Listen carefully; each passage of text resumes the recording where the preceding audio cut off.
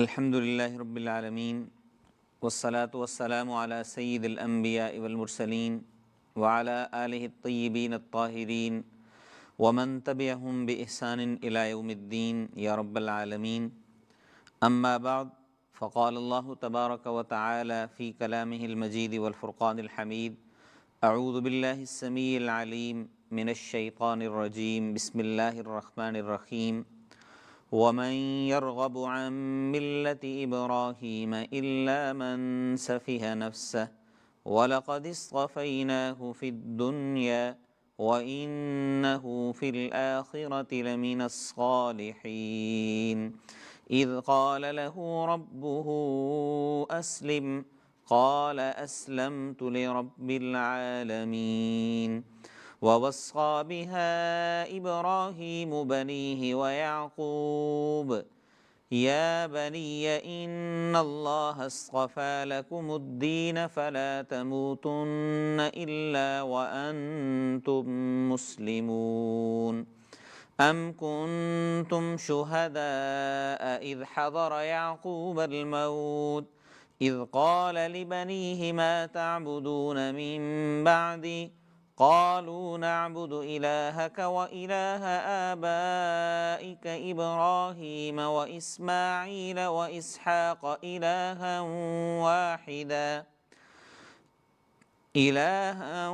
واحدا ونحن له مسلمون تلك أمة قد خلت لها ما كسبت ولكم ما كسبتم ولا تسألون عما كانوا يعملون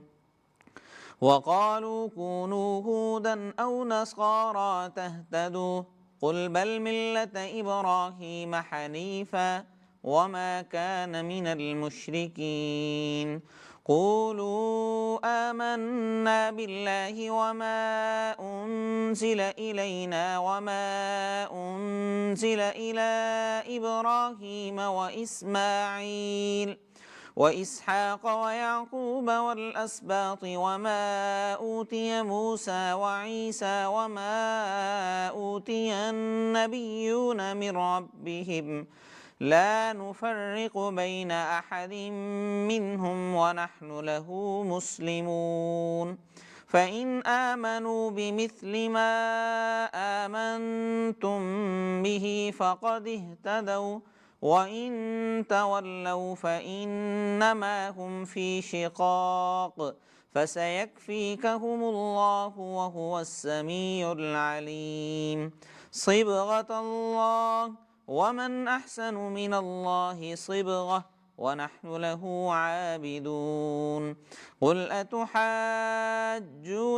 في الله وهو ربنا وربكم ولنا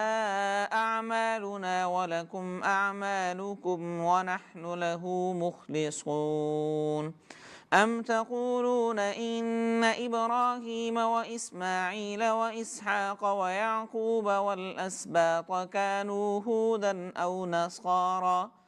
قل أأنتم أعلم أم الله ومن أظلم ممن كتم شهادة عنده من الله وما الله بغافل عما تعملون تلك أمة قد خلت لها ما كسبت ولكم ما كسبتم ولا تسألون عما كانوا يعملون صدق اللہ العظیم۔ سورہ بقرہ کی آیت نمبر 130 تا 141 کی تلاوت آپ کے سامنے کی گئی۔ اللہ رب العزت سے دعا ہے کہ اللہ تعالی ہمیں ان آیات کا فہم حاصل کرنے کی اور اس کے مطابق اپنی زندگیاں بنانے کی توفیق عطا فرمائے۔ آج کا جو ہمارا موضوع ہے اس میں بنیادی طور پر گزشتہ درس میں ہونے والی ڈسکشن اس کا تتمہ ہے، اس کی تکمیل ہے، اس کا اختتام ہے، اور اس کے بعد امت مسلمہ کی امامت اور اس کی سیادت اور اس کی رہنمائی اور اس کے اعزاز کا ذکر پھر آگے شروع ہو جائے گا، اور امت مسلمہ کو دیے جانے والے احکامات کا جو ہے وہ سلسلہ اس کا آغاز ہوگا۔ تو آج کے درس میں اللہ تعالیٰ نے، چونکہ بات چل رہی تھی یہودیوں کی، نصرانیوں کی اور مشرکین کی، تو ان تینوں کے جو بنیادی عقائد تھے اور ان تینوں کی جو حضرت ابراہیم علیہ السلام کی طرف نسبت کے وہ دعوے دار تھے، ان ساری چیزوں کی اللہ تعالیٰ نے حقیقت کھولی ہے، اور اس کے بعد پھر وضاحت کے ساتھ ہمارے سامنے یہ چیزیں رکھی ہیں کہ اصل میں ابراہیم علیہ السلام کی دعوت کیا تھی اور ابراہیم علیہ السلام نے کس انداز میں زندگی گزاری۔ تو آج کے مضامین میں ملت ابراہیمی کا مفہوم کیا ہے، اس سے ہم آگاہی حاصل کریں گے۔ اسلام کا مفہوم کیا ہے، اس کا مطلب اور اس کو سمجھنے کی کوشش کریں گے۔ پھر ابراہیم علیہ السلام کی وصیت کا ذکر ہے، یعقوب علیہ السلام کی وصیت کا ذکر ہے، ان کی وصیتیں کیا تھیں اور اس میں حکمت کیا تھی، اور پھر خصوصیت کے ساتھ اس میں ایک اللہ کے رنگ کا ذکر ہوا ہے کہ اللہ کا رنگ انسان اپنے اوپر لگائے، اس کو غالب کرنے کی کوشش کرے، اور آخر میں پھر اللہ تعالیٰ نے ہمیں جو حکم دیا ہے اعلان برات کا، اس کا تذکرہ ہے۔ اب سب سے پہلی آیت، وَمَن يَرْغَبُ عَن مِّلَّةِ إِبْرَاهِيمَ۔ وَمَن يَرْغَبُ، رغب یرغب، رغبت اردو میں لفظ استعمال ہوتا ہے، رغبت کہتے ہیں شوق کو، کوئی کام جس میں انسان کی دلچسپی ہوتی ہے، انٹرسٹ ہوتا ہے، اس کے لیے رغبت کا لفظ استعمال ہوتا ہے۔ تو یہ عربی زبان میں رغب الی اور رغب عن سے استعمال ہوتا ہے کہ رغب الی کا مطلب ہے کہ کسی چیز کا شوق ہونا، کسی چیز کی لگاوٹ ہونی، اس کی طرف دل کا میلان ہونا، یہ رغب الی ہے، یہ رغبت کا معنی جو عام استعمال ہوتا ہے۔ لیکن رغب عن کے لفظ سے جب رغب آئے گا تو یہ اس کا اپوزٹ معنی ہوتا ہے، متضاد معنی کے اندر یہ استعمال ہوتا ہے کہ رغب عن کا مطلب ہے بے رغبتی اختیار کرنا۔ تو فرمایا کہ وَمَن يَرْغَبُ عَن مِّلَّةِ إِبْرَاهِيمَ، کہ ابراہیم علیہ السلام کی ملت سے کون بے رغبتی اختیار کرے گا، یعنی کون ہے کہ جو ابراہیم علیہ السلام کی ملت سے بے رغبتی اختیار کر سکتا ہے، الا سوائے اس کے من سفہ نفسہ، کہ جو خود بے وقوف ہے۔ سفہ سفیہ، سفہا، یہ ہم دوسرے رکوع میں پڑھ رہے ہیں کہ سفہا کہتے ہیں بے وقوف کو، کہ جو حماقت کا کام کرے۔ تو ابراہیم علیہ السلام کا طریقہ وہی چھوڑ سکتا ہے، وہی شخص اس سے بے رغبتی اختیار کر سکتا ہے کہ جو بے وقوفی کرنے والا ہے۔ وَلَقَدِ اصْطَفَيْنَاهُ فِي الدُّنْيَا، اللہ تعالیٰ فرما رہے ہیں کہ ہم نے انہیں چن لیا تھا، استفینا چن لیا، اسی سے حضور کا ایک لقب ہے صفاتی کہ مصطفیٰ، مصطفیٰ کہتے ہیں چنے ہوئے کو۔ وَلَقَدِ اصْطَفَيْنَا، ہم نے چن لیا ان کو، فی الدنیا، دنیا کی زندگی میں، وَإِنَّهُ فِي الْآخِرَةِ لَمِنَ الصَّالِحِينَ، اور وہ آخرت میں نیکوکاروں میں سے ہوں گے۔ اِذْ قَالَ لَهُ رَبُّهُ أَسْلِمْ، جب ان کے رب نے ان سے کہا اسلم، اسلام قبول کر لو، اسلام لے آؤ، فرما بردار ہو جاؤ۔ قال اسلمت لرب العالمین، تو ابراہیم علیہ السلام نے کہا کہ میں رب العالمین کا فرما بردار ہوں۔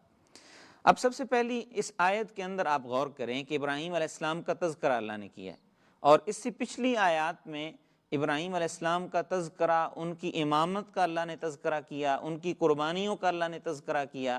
خانہ کعبہ کی تعمیر اور خانہ کعبہ کی تعمیر کے وقت کی جانے والی دعائیں اللہ تعالیٰ نے ان کا ذکر کیا۔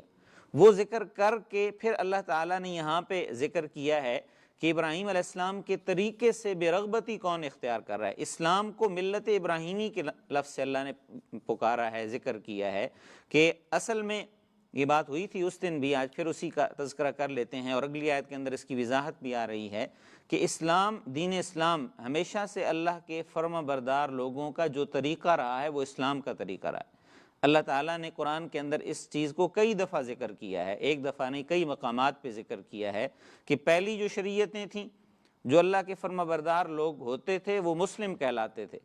اور اس شریعت کے اندر بھی جو اللہ کے فرما بردار ہیں تو وہ مسلم ہی کہلاتے ہیں، وہ کسی شخصیت کے ساتھ یا وہ کسی قوم اور قبیلے کے ساتھ اپنا تعارف نہیں کرواتے ہیں۔ جیسے اب یہودی ہیں تو وہ یہودا، حضرت یعقوب علیہ السلام کا ایک بیٹا تھا تو اس کی نسبت سے وہ یہودی اپنے آپ کو پکارا کرتے تھے، یا نصرانی تو وہ من انصاری اللہ، وہ کہ ہم نصرانی ہیں، ہم مددگار ہیں، ہم عیسیٰ علیہ السلام کے مددگار تھے، تو اس بنا پر۔ لیکن انہوں نے اپنا تعارف اور اپنا شناخت اور اپنی پہچان وہ اسلام کو اور اللہ کی فرما برداری کو نہیں بنایا، جبکہ ابراہیم علیہ السلام کی شناخت اور آپ کا تعارف ہی وہ اسلام تھا، وہ اللہ کی فرما برداری تھی، اور انہوں نے اپنی زندگی کے ہر گوشے میں، اپنی زندگی کی ہر کیفیت میں، اپنی عمر کے ہر حصے میں اللہ کی فرما برداری کے اس دعوے کو سچا ثابت کر کے دکھانے کی کوشش کی ہے، اور زندگی کے کسی بھی مرحلے میں انہوں نے اپنی مرضی یا اپنی خواہش کو حیثیت نہیں دی۔ اللہ تعالیٰ نے ایک اگر حکم دیا ہے اور اگر ایک اشارہ بھی کیا ہے، خواب کے اندر بھی اشارہ کیا ہے، تو اس کو بھی اللہ کا حکم سمجھ کے عمل درآمد کرنے پہ تیار ہو جاتے ہیں۔ تو یہ ابراہیم علیہ السلام کا اسوہ ہے۔ اسی بنا پر اللہ تعالیٰ نے فرمایا کہ ابراہیم علیہ السلام کا اسوہ اور طریقہ تو کیا تھا کہ وہ اللہ تعالیٰ کے حکم کے آگے جھکے ہوئے تھے، وہ اللہ کے حکم کے آگے انہوں نے اپنا سر جھکایا ہوا تھا۔ تو ایک بندہ مومن جو اللہ کا فرما بردار ہونے کا دعوے دار ہے، تو اس کا اسوہ اور شیوا یہی ہونا چاہیے کہ اللہ تعالیٰ کا طریقہ یا اللہ تعالیٰ کس کام سے اللہ خوش ہوتے ہیں یا اللہ کی رضا کیا ہے، تو بندہ مومن کو یہ چاہیے کہ وہ اس کام کو کرے، اور یہی ابراہیم علیہ السلام کا طریقہ ہے۔ تو اللہ تعالیٰ نے فرمایا کہ یہودی کہتے ہیں کہ یہودی بنو تو تب ہدایت پاؤ گے، عیسائی بنو تب ہدایت پاؤ گے، مشرکین مکہ کہتے ہیں کہ ہم ابراہیم علیہ السلام کے طریقے پر ہیں۔ یہ سارے اس دعوے کا ذکر کرتے ہیں، لیکن ابراہیم علیہ السلام کا طریقہ اصل میں کیا تھا؟ تو اللہ تعالیٰ نے فرمایا ہے کہ وہ ہم نے ان کو دنیا کے اندر بھی چنا تھا اور آخرت میں بھی۔ اب دنیا کے اندر اللہ نے ان کو کیسے چنا کہ پچھلے رکوع کے اندر اللہ نے ذکر کرتے ہوئے فرمایا کہ وَإِذِ ابْتَلَىٰ إِبْرَاهِيمَ رَبُّهُ بِكَلِمَاتٍ فَأَتَمَّهُنَّ قَالَ إِنِّي جَاعِلُكَ لِلنَّاسِ إِمَامًا، کہ جب ابراہیم علیہ السلام کو اللہ تعالیٰ نے کچھ کلمات کے ذریعے آزمایا اور انہوں نے ان کلمات کو پورا کر دکھایا، وہ ان آزمائشوں میں سرخرو ہوئے، کامیاب ہوئے، تو اللہ تعالیٰ نے پھر فرمایا کہ انی جاعلک للناس اماما، میں آپ کو لوگوں کا امام بنا رہا ہوں، آپ اب لوگوں کے امام ہیں۔ اور ابراہیم علیہ السلام نے اس موقع پر اللہ سے دعا کی تھی کہ اللہ یہ امامت کا اعزاز صرف مجھ تک محدود نہ رہے، بلکہ میری جو نسلیں ہیں ان کے اندر بھی یہ جو ہے وہ اعزاز ہونا چاہیے۔ تو اللہ تعالیٰ نے پھر فرمایا تھا کہ قال لا ینال عہد الظالمین، کہ میرا وعدہ ظالموں سے نہیں ہے، یعنی جو فرما بردار ہوں گے ابراہیم علیہ السلام کی اولاد میں سے، تو ان کے لیے اللہ تعالیٰ نے امامت کا وہ اعزاز اور منصب برقرار رکھا ہے۔ تو اب صرف ابراہیم علیہ السلام کی اولاد ہونے کی وجہ سے بنی اسرائیل یہ سمجھیں کہ ہم اب امامت کے حقدار ہیں، کہ ہم صرف انہی کی اولاد ہیں اور یہ امامت ہم میں رہنی ہے، تو حضرت اسماعیل علیہ السلام بھی انہی کی اولاد میں سے تھے، اور جناب سیدنا محمد مصطفیٰ صلی اللہ علیہ وآلہ وسلم وہ بھی حضرت اسماعیل ہی کی اولاد میں سے تھے۔ تو اس لیے اللہ تعالیٰ نے وہ اگر بنی اسرائیل سے امامت کا منصب واپس لیا ہے، وہ اعزاز آگے دیا ہے نبی اکرم صلی اللہ علیہ وآلہ وسلم کو، تو یہ اعزاز اللہ نے ابراہیم علیہ السلام کی اولاد کے اندر ہی باقی رکھا ہے، ان کی اولاد سے اللہ نے واپس نہیں لیا ہے۔ لیکن جن لوگوں نے بے وقوفی اختیار کی، جن لوگوں نے اللہ کی نافرمانی کی، اور جنہوں نے صرف اپنے اس حسب و نسب پہ فخر کیا اور اللہ کی رضا کے حصول کے اس سلسلے کو چھوڑ دیا، تو اللہ تعالیٰ نے ان سے امامت واپس لے لی، اور اللہ نے فرمایا کہ وَإِنَّهُ فِي الْآخِرَةِ لَمِنَ الصَّالِحِينَ، کہ یہ جو امامت ہے یہ دنیا کی حد تک محدود نہیں ہے، بلکہ آخرت میں بھی اللہ تعالیٰ نے ان کے لیے بلند درجات ابراہیم علیہ السلام کے لیے تیار کر رکھے تھے۔ اور اس کا سبب کیا تھا کہ اذ قال له ربه اسلم، کہ جب ان کے رب نے ان سے کہا کہ اسلم، آپ اسلام قبول کر لیں، آپ اسلام لے آئیں، آپ فرما بردار ہو جائیں، تو قال اسلمت لرب العالمین، تو انہوں نے کہا تھا کہ میں اپنے رب العالمین کا فرما بردار ہوں، اور رب العالمین کی فرما برداری انہوں نے پھر ظاہر کر کے دکھائی ہے، عملی طور پہ اس کا اظہار کیا ہے۔ اب اسلام اس کا لغوی معنی ہی فرما برداری ہے، اس کا لغوی معنی ہی یہ ہے کہ انسان اپنی خواہش منشا ساری چیزیں چھوڑ دے۔ جب وہ اسلام قبول کر لیتا ہے، جب وہ مسلم کہلاتا ہے، تو پھر اس کے بعد اس کی اپنی خواہش ختم ہو جاتی ہے۔ اور اللہ تعالیٰ نے اس چیز کو قرآن کے اندر ایک اور مقام پہ ذکر کرتے ہوئے فرمایا ہے کہ ان اللہ اشترى من المؤمنین انفسهم واموالهم بان لهم الجنہ، کہ اللہ تعالیٰ نے مومنوں سے ان کی جانیں اور مال جنت کے بدلے میں خرید لیے ہیں، کہ جب جنت کا سودا ہو چکا ہے، ہم اپنی جانیں اور اپنے مال اللہ تعالیٰ کے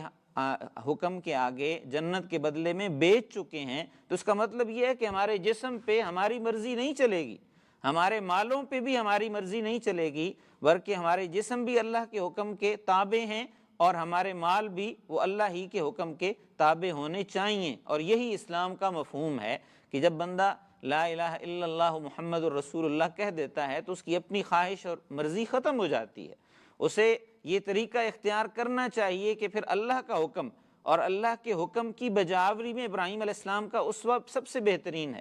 کہ گھر بار چھوڑ دیا، جائیداد چھوڑ دی، وراثت چھوڑ دی،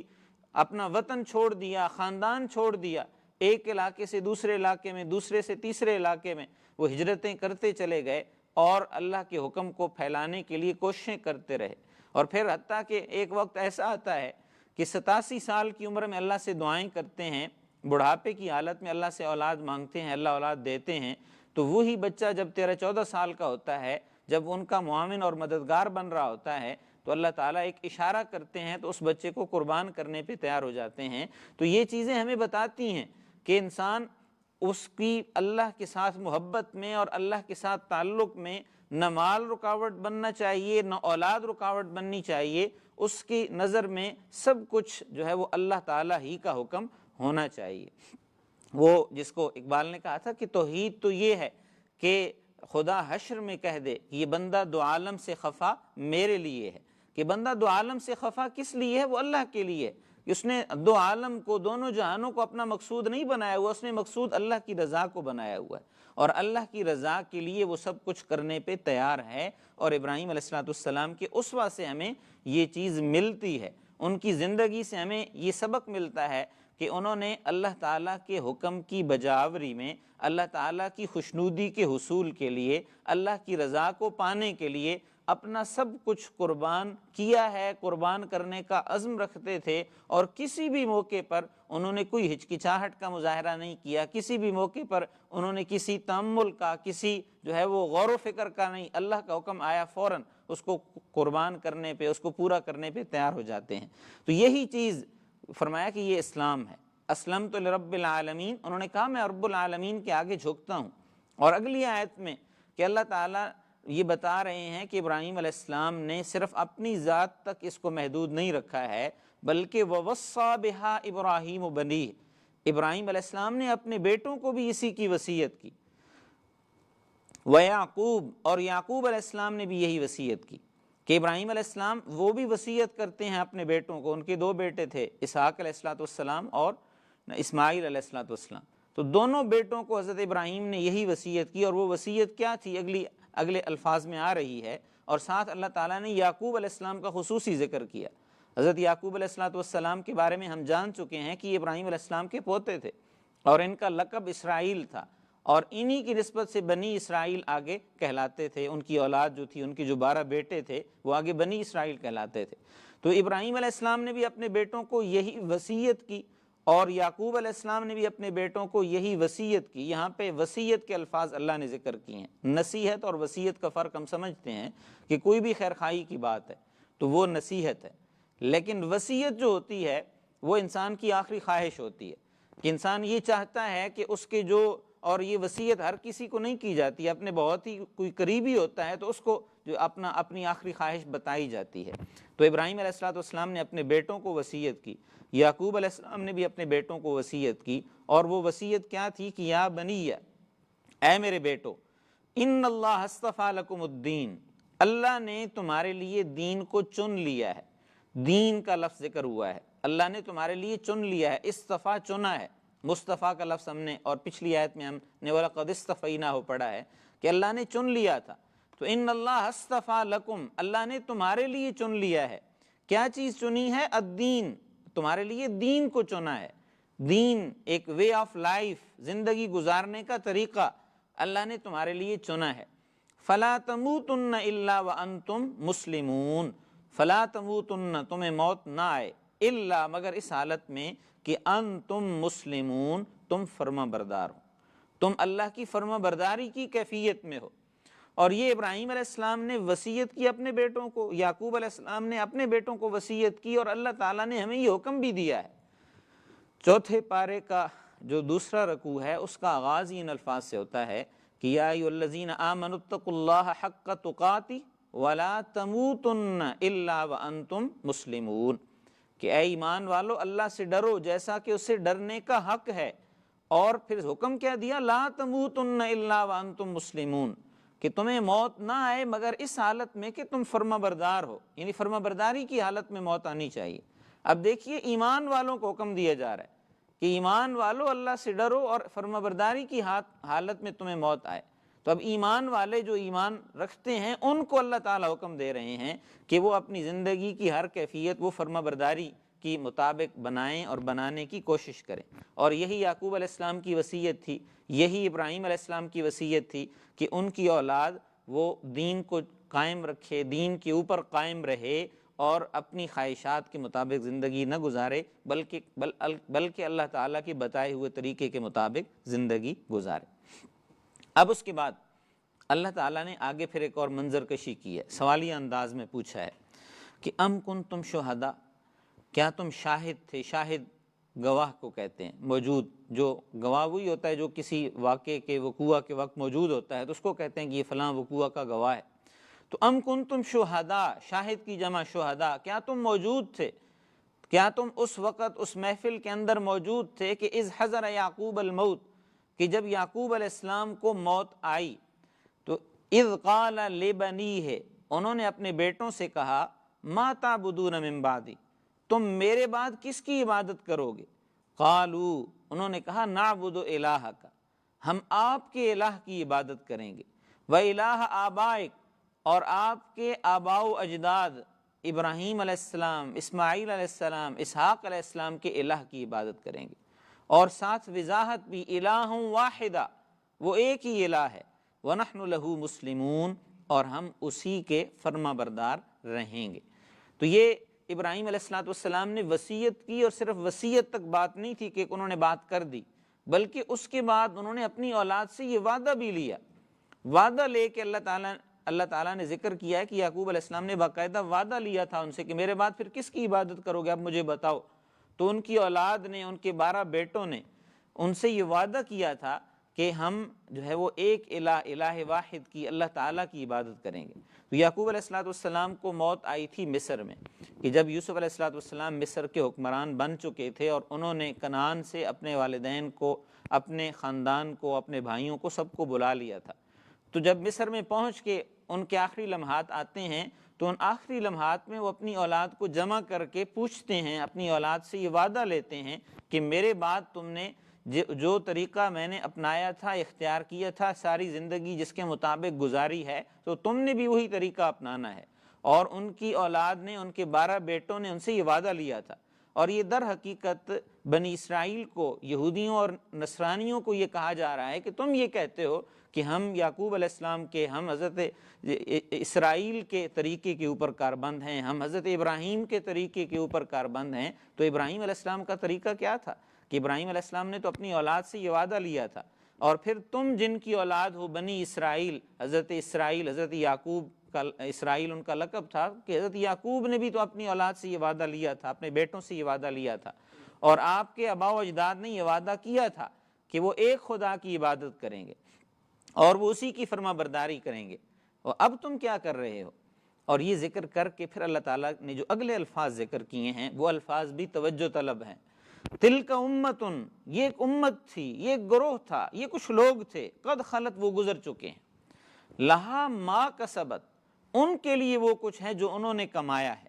وَلَكُمْ مَا كَسَبْتُمْ، اور تمہارے لیے وہ کچھ ہے جو تم کما رہے ہو، وَلَا تُسْأَلُونَ عَمَّا كَانُوا يَعْمَلُونَ، اور تم سے سوال نہیں کیا جائے گا اس کے بارے میں جو وہ عمل کرتے تھے۔ کہ اب یہاں پہ اللہ تعالیٰ نے یہ حقیقت بتا دی ہے کہ اب تم یہ صرف کہتے رہو کہ جی ان کے طریقے کے اوپر ہیں، یا انہوں نے یہ کیا اور ان کا وہ کہنا وہ ہمارے لیے کافی ہے۔ تو اصل بات یہ ہے کہ ہر انسان وہ اپنے اعمال کا مکلف ہے، وہ اپنے کیے کا ذمہ دار ہے۔ اچھے اعمال کرے گا اچھا بدلہ پائے گا، برے اعمال کرے گا تو اس کا نقصان اٹھائے گا۔ تو یہ نفع اور نقصان اس کی اپنی ذات تک ہے۔ اللہ تعالیٰ نے قرآن کے اندر سورہ بقرہ کی جو آخری آیات ہیں ان کے اندر یہ ذکر کرتے ہوئے فرمایا ہے کہ لا یکلف اللہ نفسا الا وسعها لہا ما کسبت وعلیہا ما اکتسبت، کہ ہر نفس کو اللہ تعالیٰ نے اس کی وسعت کے مطابق، اس کی کیپیسٹی کے مطابق، اس کی طاقت کے مطابق مکلف بنایا ہے۔ لہا ما کسبت، اس کے لیے وہ کچھ ہے جو کچھ اس نے کمایا، نیکیاں ہیں، وعلیہا مکتسبت، اور وبال بھی اس کے اوپر انہی کا ہے کہ جو اس نے کیا ہے، جو اس نے برے اعمال کیے ہیں۔ تو یہ چیزیں ایسی ہیں کہ انسان اگر یہ صرف کہتا رہے کہ جی آباء و اجداد کی نیکیاں اس کے کام آئیں گی، یا جو ہے وہ ان کے اعمال اس کے لیے کافی ہو جائیں گے، تو یہ جو ہے، یا اس کی نسبت اس کے لیے کام آ جائے گی، تو یہ نسبت کام آنے والی چیز نہیں ہے۔ اللہ نے قرآن کے اندر ذکر کرتے ہوئے مختلف واقعات ذکر کیے ہیں، مختلف انبیاء کا ذکر کیا ہے کہ حضرت نوح علیہ السلام ایک جلیل القدر پیغمبر ہیں، ان کا بیٹا، ان کا نسبی بیٹا جو ان کی اولاد تھا، ان کا خون تھا، لیکن وہ ایمان نہیں لایا، نتیجہ کیا ہوا؟ ان کی آنکھوں کے سامنے غرق ہو گیا۔ ابراہیم علیہ السلام اللہ تعالیٰ کے فرما بردار ہیں، لیکن ان کے والد وہ ایمان نہیں لاتے ہیں، نتیجہ کیا نکلتا ہے؟ تو یہ چیزیں ہمارے لیے ایک پیغام لے کے آئی ہیں، کہ یہ چیزیں ہمارے لیے وضاحت رکھتی ہیں کہ یہ جو یہودیوں کا دعویٰ ہے یا عیسائیوں کا دعویٰ ہے، یا یہ لوگ یہ سمجھتے ہیں کہ بس اب ہمارے لیے صرف یہ نسبت کافی ہو جائے گی، نسبت کے ساتھ ساتھ اعمال بھی ضروری ہیں۔ اور اللہ تعالیٰ نے اس سے پہلے سورہ بقرہ کے اندر ہم پڑھ چکے ہیں، ذکر کرتے ہوئے فرمایا کہ صرف ایمان کافی نہیں ہے، ایمان کے ساتھ ساتھ اعمال صالحہ بھی ضروری ہیں۔ اعمال صالحہ ہوں گے تو پھر کیا ہوگا؟ انسان کامیاب ہوگا، یعنی اپنی زندگی بھی تبدیل کرنی ہے۔ اعمال صالحہ کا مطلب یہ ہے کہ اپنے عقائد بھی درست رکھنے ہیں، اور اپنے اعمال بھی، یعنی پریکٹیکلی بھی اپنے آپ کو ٹھیک رکھنا ہے۔ عقائد کا تعلق فکر کے ساتھ ہے، سوچ کے ساتھ ہے، شعور کے ساتھ ہے، کہ شعوری طور پہ بھی انسان ٹھیک ہو اور عملی طور پہ بھی انسان ٹھیک ہو، دل و دماغ کی کیفیت دونوں کی ٹھیک ہونی چاہیے، اعمال درست ہونے چاہیے، اور اسی کے مطابق کامیابی ہو سکتی ہے۔ اور اللہ تعالیٰ نے فرمایا یہ انبیاء تھے جن کا ذکر ہم نے کیا ہے، یعقوب علیہ السلام تھے، حضرت ابراہیم علیہ السلام تھے، ان کی اولاد تھی، فرمایا کہ لہا ما کسبت۔ اب کسب کا لفظ اللہ نے ذکر کیا۔ کسب ویسے عربی میں کہتے ہیں کمائی کو، انسان جو بھی کمائی کرتا ہے، تو اس کے لیے الکاسب و حبیب اللہ کے الفاظ ہیں کہ جو محنت کر کے کمانے والا ہے وہ اللہ کا دوست ہے، نبی علیہ السلام کی حدیث ہے۔ تو کسب کمائی کو کہتے ہیں کہ جو بھی انہوں نے کمایا ہے، جو بھی ان کے اعمال تھے، انسان جو بھی عمل کرتا ہے وہ اس کے نامہ اعمال میں درج ہو رہا ہوتا ہے، اور اسی کے مطابق اس کے لیے جزا اور سزا کا فیصلہ ہونا ہے۔ اچھے اعمال ہوں گے تو جزا ملے گی، برے اعمال ہوں گے تو سزا ملے گی۔ تو اس لیے اللہ نے فرمایا کہ لہا ما کسبت، وہ گزر چکے ہیں، وہ جا چکے ہیں، ان کے لیے اب مہلت عمل ختم ہو چکی ہے، تمہارے پاس ابھی عمل کرنے کی مہلت موجود ہے۔ تم کیا کرو کہ اپنی کیفیات کو درست کرو، اپنے اعمال کو درست کرو۔ وَلَا تُسْأَلُونَ عَمَّا كَانُوا يَعْمَلُونَ، اور پہلے لوگ جو عمل کرتے تھے ان کا تم سے نہیں پوچھا جائے گا۔ آباء و اجداد کیا تھے کیا نہیں تھے، وہ ان کا تعلق ان کے ساتھ ہی تھا، ان کے اعمال اور ان کی مہلت عمل وہ ان کے ساتھ ختم ہو چکی ہے۔ تو اب ہم نے کیا کرنا ہے؟ ہمارے لیے اللہ تعالیٰ نے اسی لیے تو یہ قوموں کے واقعات ذکر کیے ہیں کہ تاکہ ہم عبرت حاصل کریں، نصیحت حاصل کریں، اور اپنی عملی زندگی کو درست کریں۔ اور یہ آیت اس رکوع کے اندر اللہ تعالیٰ نے 2 دفعہ ذکر کی ہے۔ یعقوب علیہ السلام کی موت کے وقت وصیت کا ذکر کر کے پھر اللہ نے فرمایا کہ یعقوب علیہ السلام کی نسبت گویا کہ تمہارے کام نہیں آئے گی، خطاب کر کے بتایا جا رہا ہے۔ یا مشرکین مکہ کو یہ کہا جا رہا ہے کہ تم صرف اس بنیاد پر اتراتے رہو کہ ہم تو اسماعیل علیہ السلام کی اولاد ہیں، ہم تو خانہ کعبہ کے متولی ہیں، تو ہم حاجیوں کی خدمت کرتے ہیں، ہمارے لیے یہی کافی ہو جائے گا۔ فرمایا کہ یہ چیز صرف تمہارے کام آنے والی نہیں ہے۔ وَقَالُوا كُونُوا هُودًا أَوْ نَصَارَىٰ تَهْتَدُوا، یہ یہودیوں اور عیسائیوں کا ایک دعویٰ اللہ تعالیٰ نے اس کا ذکر کیا ہے۔ قالو، انہوں نے کہا، کولو، ہو جاؤ، ہودن، یہودی۔ یہودی کہتے ہیں کہ یہودی بنو گے تو پھر تم کامیاب ہو سکتے ہو۔ او نصارا، عیسائی کہتے ہیں کہ نصرانی بنو گے تو پھر تم تہتدو، ہدایت پر ہوگے۔ یعنی صرف یہودی بننا یہی جو ہے وہ ہدایت کا معیار نہیں ہے، یا عیسائی بننا یہ ہدایت کا معیار نہیں ہے۔ قل، اے نبی آپ کہہ دیجئے، بل ملت ابراہیم حنیفا، ابراہیم علیہ السلام کی ملت کی پیروی کرو، حنیفہ جو یکسو تھے۔ کہ اصل میں یہ ہے کہ ابراہیم علیہ السلام کی سیرت اسی لیے تو بیان کی جا رہی ہے کہ سمجھو کہ کس انداز میں اللہ کی دین کی پیروی کرنی ہے، کس انداز میں زندگی بسر کرنی ہے۔ صرف نسبت کام نہیں آئے گی کہ صرف یہودی بنو گے تو نجات پالو گے، یا عیسائی بنو گے تو تم کامیاب ہو جاؤ گے، بلکہ کامیابی کے لیے ابراہیم علیہ السلام کا جو اسوہ ہے وہ اپنانا پڑے گا۔ اور اس اسوہ کی بنیادی خاصیت کیا ہے کہ حنیفہ، وہ یکسو تھے، وہ فکری طور پہ یکسو تھے۔ یکسو کا مطلب کیا ہے؟ ایک جانب، کہ وہ اللہ کی جانب متوجہ تھے، اللہ کی محبت میں اور اللہ کی خوشنودی کے حصول میں انہوں نے اپنے آپ کو ہر طرف سے جو ہے وہ چھوڑ کے اللہ کی طرف متوجہ کر رکھا تھا۔ اسی کو تو وہ کہتے ہیں نا کہ بے خطر آتش نمرود میں کود پڑا عشق، عقل ہے محو تماشائے لب بام ابھی، کہ جو عشق ہوتا ہے، جو اللہ کی محبت ہوتی ہے، تو پھر وہ یہ نہیں دیکھتی ہے کہ اللہ کی محبت کے اصول کے لیے سامنے آگ کا الاؤ ہے، اور وہ آگ کے الاؤ میں بھی ابراہیم علیہ السلام کود جاتے ہیں، اور اس کے مقابلے میں عقل والے جو عقل کی پیروی کرنے والے ہوتے ہیں، جو ہر چیز کو عقل کے معیار پہ پرکھتے ہیں، تو وہ کیا ہوتے ہیں؟ محو تماشائے لب بام ابھی، وہ کھڑے ہو کے پھر تماشے ہی دیکھتے رہتے ہیں کہ یہ آگ کے اندر کودنا ہی تو اپنے آپ کو جلا دے گا، نقصان کا باعث بنے گا۔ تو اس لیے عقل کے معیار پہ نہیں چلنا ہے، بلکہ ہم نے ابراہیم علیہ السلام کے اسوہ کو سمجھنا ہے کہ اللہ کی محبت کو ترجیح اول بنانا ہے، اور اس کو ترجیح قرار دیتے ہوئے ساری چیزیں، سارے اعمال، ساری کیفیات وہ اسی کی خوشنودی کے حصول کے لیے ہوں، تو پھر کیا ہو سکتا ہے؟ کامیابی ہو سکتی ہے۔ وَمَا كَانَ مِنَ الْمُشْرِكِينَ، اور وہ مشرکوں میں سے نہیں تھے، یعنی ابراہیم علیہ السلام وہ اللہ ہی کے تھے، یکسو تھے، اور اللہ ہی کی طرف متوجہ تھے، اور کسی اور مقصد کے لیے وہ یہ کام نہیں کرتے تھے۔ اس کے بعد اللہ تعالیٰ نے ہمیں یہ حکم دیا یہ کہ یہودیوں کا یہ جو دعوت تھا اللہ نے اس کی نفی کر دی کہ صرف جو ہے وہ یہودی بننا یا صرف عیسائی بننا وہ نجات کے لیے کافی نہیں ہے، بلکہ اصل اسوہ ابراہیمی کی پیروی کرنا، اللہ کی فرما برداری کے مطابق زندگی گزارنا، یہ ضروری ہے۔ اور اس کے بعد فرمایا کہ قولو، تم سارے کہو۔ قل کا جب لفظ آتا ہے تو ایک مخاطب ہوتا ہے، نبی علیہ السلام کے ذریعے امت کو مخاطب کیا جاتا ہے، لیکن قولو یہ جمع کا صیغہ ہے، جمع کے الفاظ ہیں کہ سب کو خطاب کیا جا رہا ہے، گویا کہ اللہ تعالیٰ ہم سب کو خطاب کر کے کہہ رہے ہیں قولو، تم سارے کہو آمنا باللہ، ہم اللہ پر ایمان لائے، وما انزل الینا، اور جو اللہ نے ہمارے اوپر اتارا ہے قرآن مقدس، ہم اس پر ایمان رکھتے ہیں، کہ ہم اللہ پر بھی ایمان رکھتے ہیں اور ہم اس کتاب پر ایمان رکھتے ہیں کہ جو اللہ نے ہماری طرف اتاری ہے۔ اور صرف یہی نہیں، وما انزل الی ابراہیم، جو اللہ نے ابراہیم علیہ السلام پہ صحیفے اتارے،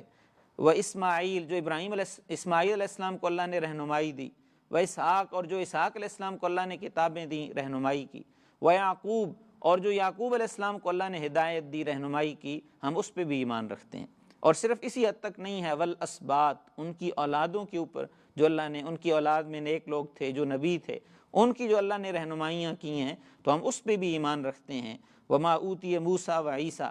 اور ہم اس پہ بھی ایمان رکھتے ہیں کہ جو موسیٰ علیہ السلام کو دی گئی تورات، ہم تورات کو بھی مانتے ہیں کہ وہ اللہ کی نازل کردہ کتاب ہے، و عیسیٰ، اور جو عیسیٰ علیہ السلام پہ کتاب اتری انجیل، ہم اس پہ بھی ایمان رکھتے ہیں۔ وما اوتی النبیون من ربہم،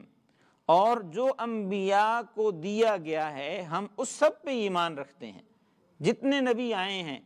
حضرت ابراہیم کے بعد بھی اور حضرت ابراہیم سے پہلے بھی، ہم سارے نبیوں پہ ایمان رکھتے ہیں، جو ان پہ جو کتابیں نازل ہوئی ہیں ہم ان ساری کتابوں کو مانتے ہیں، کسی کتاب کا انکار نہیں کرتے ہیں۔ لا نفرق بین احد منہم، ہم ان میں سے کسی کی تفریق نہیں کرتے ہیں، وَنَحْنُ لَهُ مُسْلِمُونَ، اور ہم اسی کے فرما بردار ہیں۔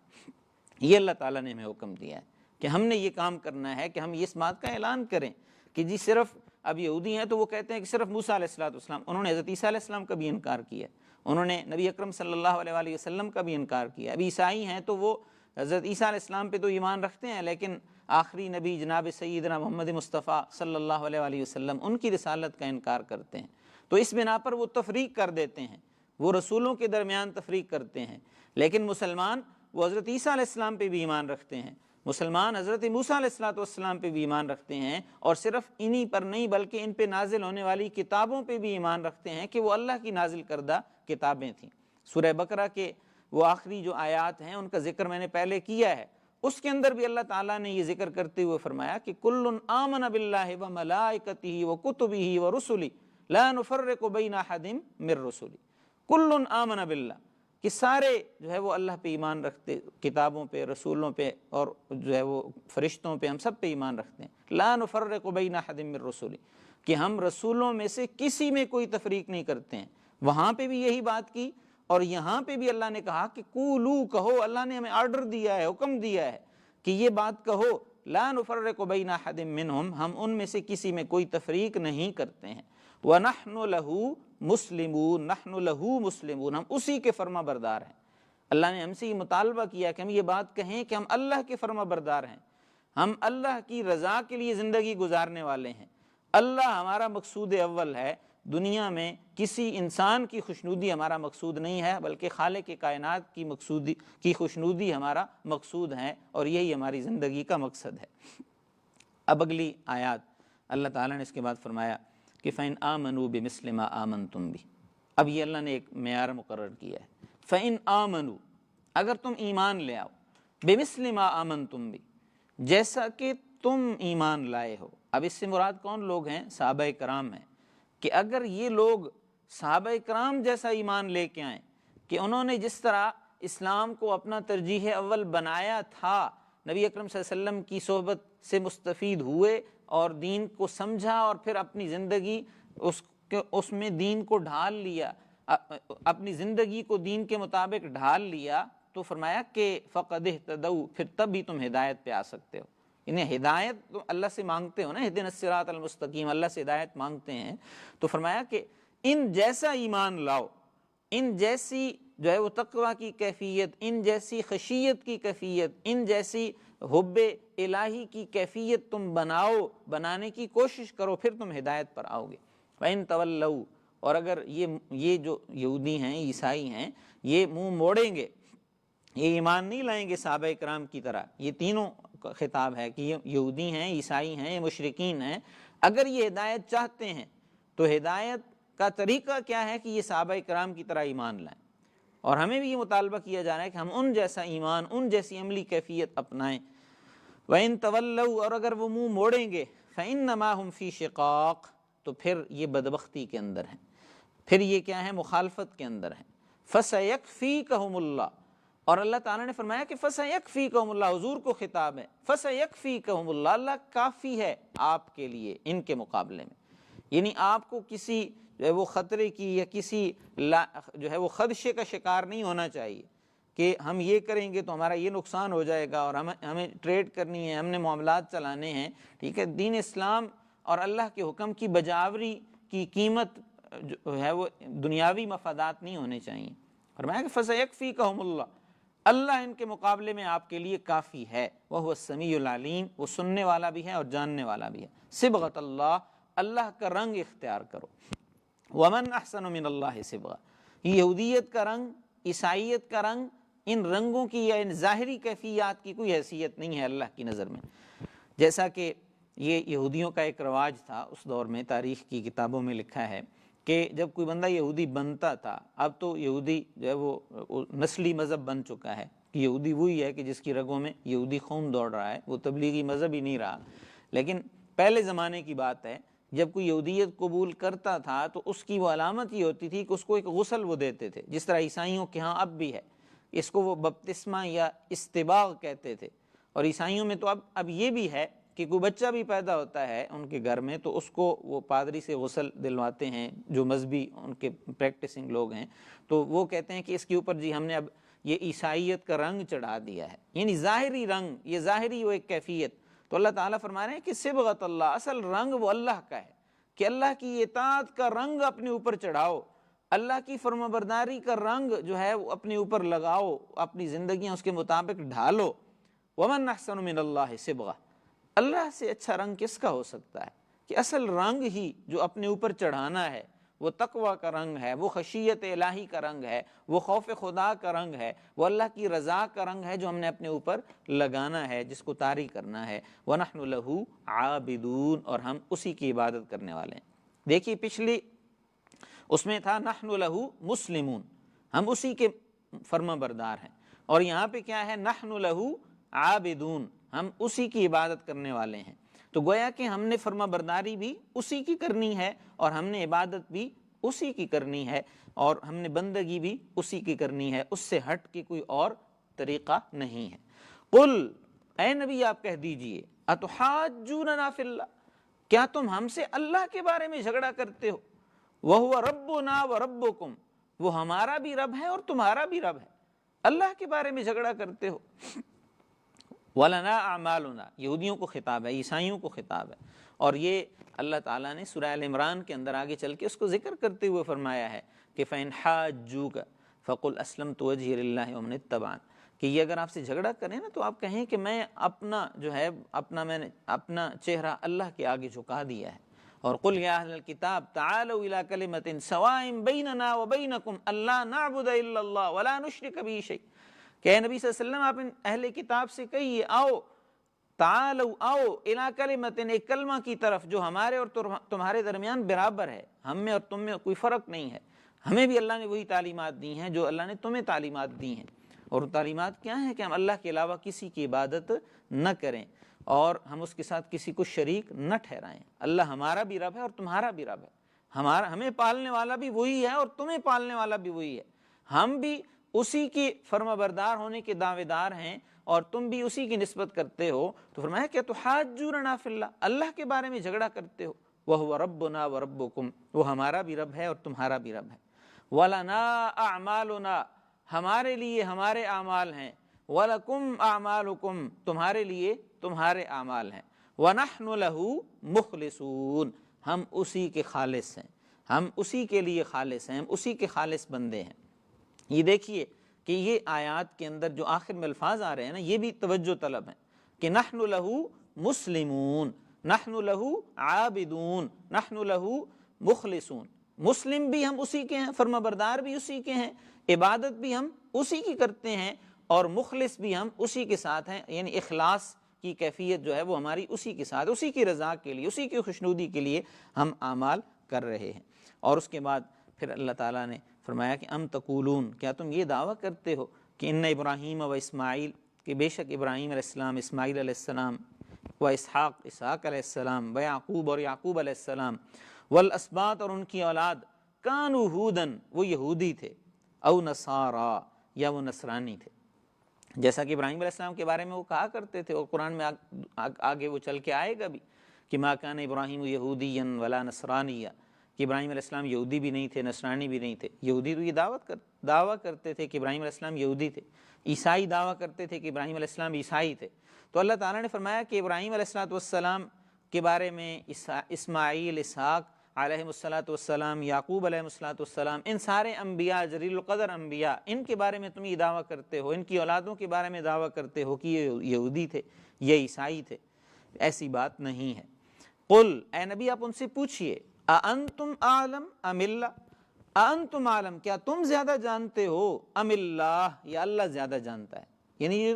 دعویٰ کر رہے ہو ابراہیم علیہ السلام کے بارے میں اور ان کی اولاد کے بارے میں کہ وہ یہودی تھے یا عیسائی تھے، تو یہ کس بلبوتے پہ، کن معلومات کی بنیاد پر تم یہ دعویٰ کر رہے ہو؟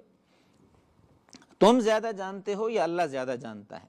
اور پھر اللہ نے فرمایا کہ ومن ازلم ممن کتم شہادۃ عنده من اللہ.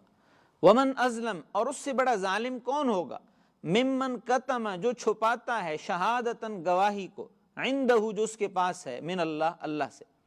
یعنی اللہ کی طرف سے وہ گواہی کو جو چھپاتا ہے. اللہ نے قرآن دیا، اللہ نے تورات دی، زبور دی، انجیل دی، کتابیں دیں، رہنمائی کے لیے صحیفے نازل کیے، ان کے اندر یہ ساری چیزیں موجود ہیں، لیکن اس کے باوجود وہ لوگوں کی آنکھوں میں دھول جھونکنے کے لیے اس طرح کے دعوے اور اس طرح کے پروپیگنڈے کرتے ہیں. تو فرمایا کہ جو لوگ بھی ایسے کرتے ہیں کہ وہ اللہ کی گواہی کو، اللہ کی باتوں کو، اللہ کی تعلیمات کو چھپاتے ہیں، وہ سب سے بڑے ظالم. جس طرح کہ ہم نے پہلے پڑھا ہے کہ ومن ازلم ممن منع مساجد اللہ، کہ جو مسجدوں سے روکتے ہیں وہ سب سے بڑے ظالم ہیں. اسی طرح سب سے بڑے ظالم ہیں کہ جو اللہ کی جو ہے وہ حق تعلیمات کو چھپاتے ہیں اور اپنی جو خواہشات اور مفادات ہیں ان کو جو ہے وہ ظاہر کرتے ہیں. فرمایا کہ وَمَا اللَّهُ بِغَافِلٍ عَمَّا تَعْمَلُونَ، اللہ تعالیٰ تمہارے اعمال سے غافل نہیں ہے. تِلْكَ أُمَّةٌ قَدْ خَلَتْ، یہ ایک امت تھی جو گزر چکی ہے، لَهَا مَا كَسَبَتْ، ان کے لیے وہ کچھ تھا جو وہ کما چکے ہیں، وَلَكُمْ مَا كَسَبْتُمْ، تمہارے لیے وہ کچھ ہوگا جو تم کماؤ گے، وَلَا تُسْأَلُونَ عَمَّا كَانُوا يَعْمَلُونَ، اور تم سے ان کے اعمال کے بارے میں نہیں پوچھا جائے گا. تو حضرات، اس رکوع کا اگر ہم خلاصہ بیان کریں تو خلاصہ یہی ہمیں نظر آتا ہے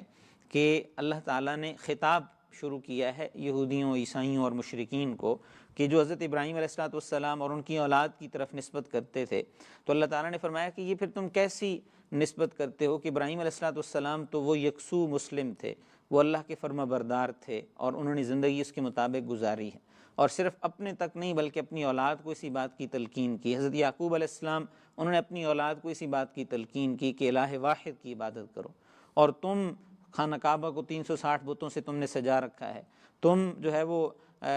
حضرت عیسیٰ علیہ السلام کو اللہ کا بیٹا نعوذ باللہ قرار دیتے ہو، تم عزیر علیہ السلام کو اللہ کا بیٹا نعوذ باللہ قرار دیتے ہو، تو یہ تم باتیں کہاں سے کرتے ہو؟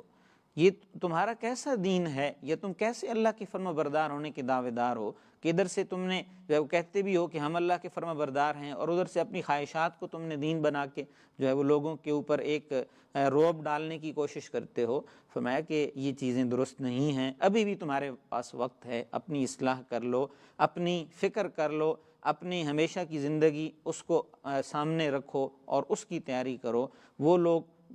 دنیا سے جا چکے ہیں، ان کے اعمال کا فائدہ انہیں ہوگا، اور تمہیں تمہارے اعمال کا فائدہ نقصان تمہیں بھگتنا پڑے گا، اس لیے ابھی تمہارے پاس مہلت عمل موجود ہے، اپنی زندگیاں درست کر لو۔ اللہ رب العزت سے دعا ہے کہ اللہ تعالی ہمیں قرآن کو سمجھنے کی، قرآن کا فہم حاصل کرنے کی توفیق عطا فرمائیں، اپنی زندگیاں قرآن کے مطابق بنانے کی توفیق عطا فرمائیں۔ وآخر دعوانا ان الحمدللہ رب العالمین۔ اگر کوئی سوال ہو تو آپ سوال کمنٹ باکس کے اندر لکھ سکتے ہیں، اور کمنٹ باکس میں ہی پھر اس کا جواب دے دیا جائے گا۔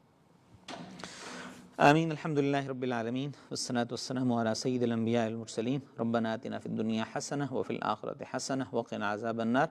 یا فاطر السماوات والارض انت ولینا فی الدنیا والآخرہ توفنا مسلما والحقنا بالصالحین۔ الہ العالمین قرآن کی تلاوت کرنے کی توفیق عطا فرما، الہ العالمین قرآن کا فہم حاصل کرنے کی توفیق عطا فرما،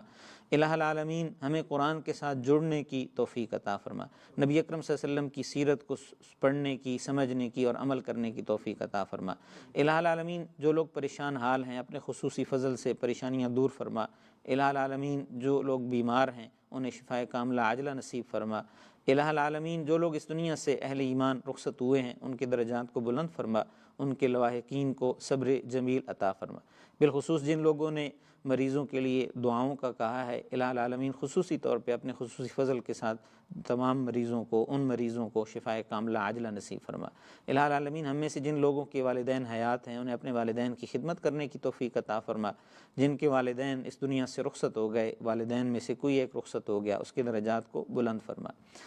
الہ العالمین جو لوگ اولاد سے محروم ہیں انہیں نیک صالح اولاد عطا فرما۔ الہ العالمین جو صاحب اولاد ہیں ان کی اولاد کو ان کی آنکھوں کی ٹھنڈک بنا، ان کا مطیع و فرمانبردار بنا۔ ربنا تقبل منا انک انت السمیع العلیم وتب علینا انک انت التواب الرحیم، وصلی اللہ تعالی علی النبی الکریم محمد وعلی آلہ وصحبہ اجمعین برحمتک یا ارحم۔